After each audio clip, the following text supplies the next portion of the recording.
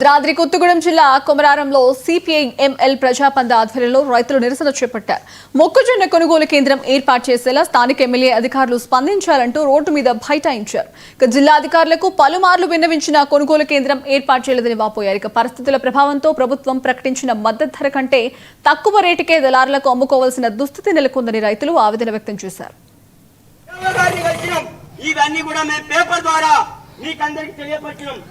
నిన్న కూడా పోయి మాట్లాడినాం, మొన్న పోయి మాట్లాడితే ఏర్పాటు చేస్తాం, మా చేతిలో లేదని చెప్పేసి 6 కేంద్రాలు మండలానికి ప్రతిపాదన చేస్తే 3 కేంద్రాలు వచ్చినాయని చెప్పేసి మాకు మాట ఇచ్చి కోమరారంలో మొక్కజొన్న కొనుగోలు కేంద్రం లేకుండా ఉండటం అనేటువంటి ఇది అన్యాయం, ఇది అక్రమం.